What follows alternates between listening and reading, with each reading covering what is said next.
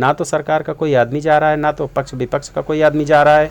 ना ही बहुत बड़े कोई लीडर जा रहे हैं, ना ही कोई समाज सेवी उस तरह के आदमी जा रहे हैं। केवल सहारा इंडिया के निवेशक और कुछ ऐसे यूट्यूबर भाई हैं जो है कि इनको कवरेज कर रहे हैं, और ना ही देश की बहुत बड़ी मीडिया इनके दर्द को दिखा रही है। तो ऐसे में सहारा इंडिया के निवेशक और एजेंट क्या करें कि कुछ सरकारी नियमों के कारण जो है कि सहारा कंपनी में व्यवधान आया, क्योंकि सहारा इंडिया कंपनी 2012-10 से पहले जब चल रही थी तो अच्छा खासा सभी को पैसा दे रही थी, पेमेंट भी कर रही थी, जमा भी हो रहा था, कोई व्यवधान नहीं था। लेकिन कुछ नियमों के कारण जो है कि इसमें एम्बार्गो लगा, इनके जमा और भुगतान में रोक लगी। तो अब ये जो है कि माननीय सुप्रीम कोर्ट के सानिध्य में है, पैसा सभी का मिलेगा, मरेगा नहीं, ये निश्चित है। साथियों नमस्कार, एक बार फिर से स्वागत है आप सभी का हमारे डी वाले भैया यूट्यूब चैनल पर। साथियों आज की अपनी इस वीडियो के माध्यम से हम आप सभी को बताएंगे कि सहारा इंडिया का पैसा कैसे मिलेगा और सहारा इंडिया का पैसा कहां से मिलना चाहिए, सहारा इंडिया का पैसा कब तक मिल जाना चाहिए। सहारा इंडिया के जो है कि निवेशक और एजेंट इतने परेशान हैं, तो इन सभी का पैसा कब तक मिल जाना चाहिए और इन सभी का पैसा देने की जिम्मेदारी किसकी होनी चाहिए। अभी सहारा इंडिया कंपनी में क्या हलचल हुई है, क्या मीटिंग हुई है, तो इन सभी की जानकारी के लिए बने रहिए हमारी पूरी वीडियो पर। और हमारी वीडियो पसंद आए तो इसे शेयर लाइक कमेंट जरूर कीजिएगा, और नए साथी लोग सब्सक्राइब जरूर करेंगे और बेल घंटी आइकन को ऑल पे जरूर लगा दीजिएगा, ताकि हमारी समस्त वीडियो का नोटिफिकेशन सबसे पहले आप सभी साथियों को मिल सके। तो साथियों आइए जानते हैं बिना देर किए हुए कि सहारा इंडिया का पैसा कैसे मिलेगा। तो साथियों सबसे पहले तो जो है कि आप सभी साथियों को सहारा इंडिया कंपनी का पैसा लेने के लिए सरकार ने एक वेबसाइट जारी की है, सहारा इंडिया रिफंड पोर्टल। तो उस सहारा इंडिया रिफंड पोर्टल पर जिन्होंने आवेदन किया है उनको 10,000 रुपये पहले किस्त में मिलने का प्राविधान है। उसके बाद जो है कि ऑल एलिजिबल इन्वेस्टरों को पैसा मिलेगा। साथियों सहारा इंडिया का पैसा पाने के लिए आप सभी लोगों को सरकार ने सहारा रिफंड पोर्टल की एक संरचना की है, जिस पर आप सभी को ऑनलाइन आवेदन करना था। तो साथियों सभी लोगों ने, लगभग सहारा इंडिया के काफ़ी % लोगों ने सहारा इंडिया रिफंड पोर्टल पर ऑनलाइन आवेदन तो किया है, लेकिन उनका पैसा जो पहली किस्त 10,000 रुपये मिलनी थी वो अभी तक बहुत ही कम लोगों को मिली है, ज़्यादा लोगों को नहीं मिली है, जो कि सिस्टम नाकामयाबी की तरफ है। यानी पूरी तरह से कहें तो कामयाबी की तरफ नहीं है। सरकार ने डाटा तो ले लिया है, उसमें डिफिशिएंसी भी दे रही है कि सहारा इंडिया डेटाबेस में आपका मिलान नहीं है, आपका मेंबरशिप कई हैं, आपने ITR इनकम टैक्स जब आपने पैसा जमा किया था तब की पासबुक अपलोड नहीं की है, और आपका जो है कि सहारा CRCS डेटा में मिलान नहीं है, आपका एक से अधिक खाता है, आपका जो है कि इतना ही पैसा दिया जाएगा। तमाम सारी डिफिशिएंसी है जो कि सहारा डिफिशिएंसी कम्युनिकेटेड के रूप में दे रही है। तो साथियों उसका अब हल कैसे निकलेगा, उसका हल कब कैसे होगा, इतनी सारी डिफिशिएंसी हैं, तो ऐसे तो अब हमको लगता है कि ऑनलाइन जो है कि नहीं ठीक हो सकती। सहारा रिफंड पोर्टल पर गवर्नमेंट ने सहारा रिसबमिशन पोर्टल के लिए दोबारा से अप्लाई करने के लिए जो है गाइडलाइन जारी की है, जिसमें से जिनका पैसा 10,000 रुपये जमा है जीरो से, उनको जो है 15 नवंबर को मैसेज जाना स्टार्ट हो गए हैं, और जिनका पैसा जीरो से 20,000 रुपये तक है उनका 25 नवंबर से मैसेज जाना स्टार्ट हो गए हैं। उसमें लिखा है मैसेज में कि आपके खाते में एक से अधिक कमियां हैं, इनको सुधार के लिए आप सहारा रिसबमिशन कीजिए। तो साथियों बहुत सारे लोग सहारा रिसबमिशन के लिए भी जा रहे हैं, लेकिन वो जो है कि सही रूप से जो है कि सफल नहीं हो रहा है। तो उसके लिए जो है कि उससे भी बहुत सारे निवेशक परेशान हैं, और सरकार ने जो 9 महीने का समय दिया था वो भी दिसंबर में बीत गया है, 31 दिसंबर को ख़त्म हो गया है, क्योंकि मार्च में इन्होंने कहा था कि हम 9 महीने में जो है कि पैसा दे देंगे सहारा के निवेशकों का, सभी लोगों को ऑनलाइन करना होगा। लेकिन ऑनलाइन करने के बाद भी लोगों का पैसा नहीं मिल रहा है। तो इससे सहारा इंडिया के निवेशक और एजेंट बहुत परेशान हैं। तो इस परेशानी को लेकर के जब ये 9 महीना बीत रहा है, तो 27 दिसंबर 28 दिसंबर से ही सहारा के निवेशक दिल्ली के जंतर मंतर मैदान में जो है कि शांति रूप से अपना धरना प्रदर्शन करने के लिए गए हैं, कि जिससे वो सरकार को अवगत करा सकें कि हम सहारा इंडिया के निवेशक और एजेंट सभी परेशान हैं, हमारी बात सुनी जाए। 9 महीने भी हो गए, रिफंड पोर्टल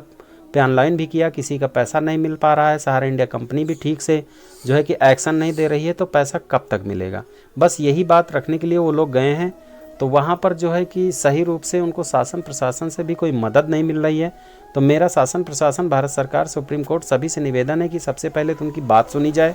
पक्ष विपक्ष के नेताओं को भी इनके जो है कि धरना में शामिल होना चाहिए और उनको समझाना चाहिए, और सहारा इंडिया के मैनेजमेंट को भी या किसी को भी भेजकर वहाँ पर जो है कि जो प्रबंधकीय समिति में हो उसको किसी को भी भेज करके वहाँ पर जो है कि लोगों को सांत्वना देनी चाहिए कि हाँ सहारा इंडिया का पैसा मिलेगा निश्चित। आप लोग धैर्य रखें। लेकिन कोई भी व्यक्ति जो है कि जिम्मेदारी नहीं ले रहा है, वहाँ पर कोई नहीं जा रहा है, ना तो सरकार का कोई आदमी जा रहा है, ना तो पक्ष विपक्ष का कोई आदमी जा रहा है, ना ही बहुत बड़े कोई लीडर जा रहे हैं, ना ही कोई समाज सेवी उस तरह के आदमी जा रहे हैं। केवल सहारा इंडिया के निवेशक और कुछ ऐसे यूट्यूबर भाई हैं जो है कि इनको कवरेज कर रहे हैं, और ना ही देश की बहुत बड़ी मीडिया इनके दर्द को दिखा रही है। तो ऐसे में सहारा इंडिया के निवेशक और एजेंट क्या करें? तो मेरा मानना है कि अभी सहारा इंडिया कंपनी में कुछ दिन पहले मिली जानकारी के अनुसार, कुछ साथियों के मैंने वीडियोस देखे थे, तो उन्होंने ये जानकारी दी है कि सहारा इंडिया कंपनी में जो है अभी कुछ दिन पहले कुछ हलचल हुई है। जब से सहारा श्री की मृत्यु हुई है, सुब्रत राय सहारा जी की मृत्यु हुई है और उनके ब्रह्म भोज जब से हुआ है, उसके बाद से सहारा इंडिया कंपनी में कुछ मीटिंगें हुई हैं। उन मीटिंगों में जो है कि सहारा इंडिया के संस्थापक माननीय स्वर्गीय श्री सुब्रत राय सहारा जी जो है कि उनकी पत्नी माननीय श्रीमती स्वप्ना राय जी और माननीय सहारा श्री के छोटे भाई और माननीय अब जो प्रबंधकीय स्तर पे जो देख रहे हैं माननीय ओपी श्रीवास्तव जी, इन तीनों लोगों के सानिध्य में सहारा इंडिया के हाई प्रोफाइल मीटिंग हुई है। सहारा इंडिया के मैनेजमेंट की मीटिंग हुई है कि सहारा इंडिया का पैसा कैसे दिया जाए, कैसे निवेशकों की और एजेंटों की परेशानी दूर की जाए, और जो सहारा इंडिया के निवेशकों को, एजेंटों को, यानी कि एजेंट भी हैं तो वो भी निवेशक ही हैं, तो उनको जो डिफिशिएंसी दी जा रही है वो कैसे ठीक किया जाए। तो इस पर विचार विमर्श हुआ। ये मिली जानकारी के अनुसार साथियों मैं बता रहा हूँ, मेरा कोई पर्सनल ओपिनियन नहीं है, सिर्फ मिली जानकारी के अनुसार है। बाकी आपको कोई भी जानकारी लेनी है तो सहारा के कस्टमर केयर और CRCS के कस्टमर केयर से आप बात कर सकते हैं। तो साथियों वहाँ पर ये निर्णय लिया गया है कि माननीय श्रीमती स्वप्ना राय जी के द्वारा ये निर्णय लिया गया है कि सहारा इंडिया के निवेशकों का हम पाई चुकाएंगे, और सहारा इंडिया कंपनी पर जो भुगतान न देने का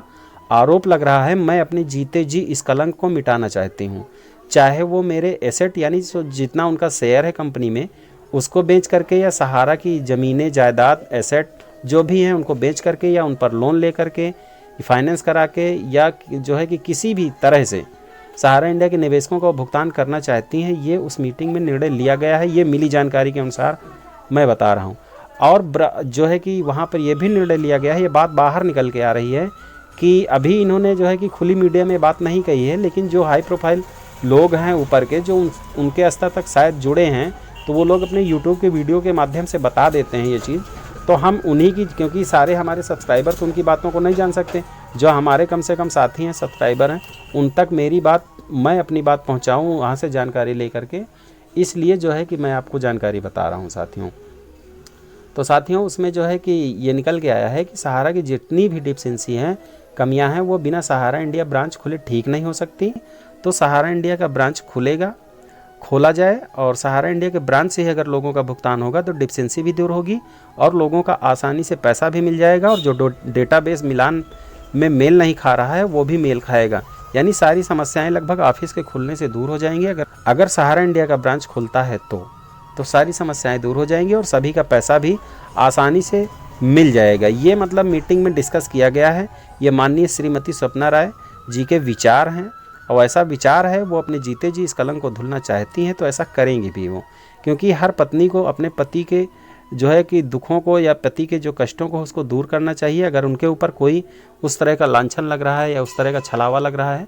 तो अब हालांकि छलावा है क्या नहीं है, ये तो देश जानता है, सभी जानते हैं, सहारा इंडिया के एजेंट निवेशक सभी जानते हैं कि कुछ सरकारी नियमों के कारण जो है कि सहारा कंपनी में व्यवधान आया। क्योंकि सहारा इंडिया कंपनी 2012-10 से पहले जब चल रही थी तो अच्छा खासा सभी को पैसा दे रही थी, पेमेंट भी कर रही थी, जमा भी हो रहा था, कोई व्यवधान नहीं था। लेकिन कुछ नियमों के कारण जो है कि इसमें एम्बार्गो लगा, इनके जमा और भुगतान में रोक लगी। तो अब ये जो है कि माननीय सुप्रीम कोर्ट के सानिध्य में है, पैसा सभी का मिलेगा, मरेगा नहीं, ये निश्चित है। अब चाहे सहारा इंडिया के ब्रांच से पैसा मिले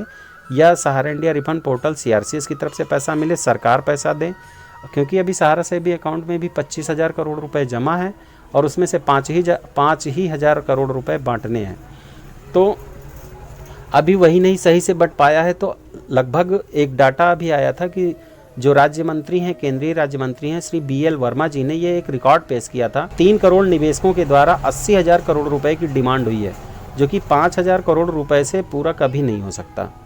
तो अब ये बहुत बड़ा मामला हो चुका है और सब संज्ञान में आ चुका है पूरी तरह से। और अभी बहुत सारे निवेशक, लगभग जैसा बताया जा रहा है मिले आंकड़ों के अनुसार, कि देश के 13 करोड़ निवेशक हैं और 12 से 13 लाख एजेंट हैं।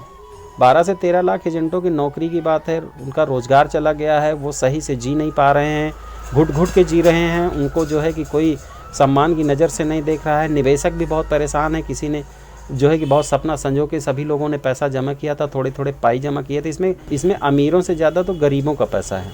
क्योंकि गरीबों का पैसा जो रेहड़ी पटरी वाले और जो है कि जो ठेला